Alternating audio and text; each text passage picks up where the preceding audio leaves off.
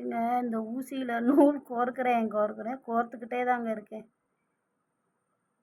கண்ணு தெரிய மாட்டேங்குது இப்பயும். இந்த ஃபோனில் அது என்னது செல்ஃபோன் பார்த்து பார்த்து கண்ணை கெடுத்துட்டேங்க நான். ஒரு அரை மணி நேரமாக ட்ரை பண்ணுறேன், கோர்க்கவே முடியல. அந்த ஊசியில் உள்ள ஓட்டை எனக்கு கண்ணுக்கே தெரிய மாட்டேங்குது. அதுக்குள்ளே கண்ணை கெடுத்து தொலைச்சிட்டேன் இந்த ஃபோனை பார்த்து. இந்த குடியார பையன் சொல்லுவேன் பாருங்கள், காலையில் எந்திரிச்சு தலையோ வலிக்குடா, இனிமேல் இந்த கருமத்தை தொடவே கூடாது அப்படின்னு.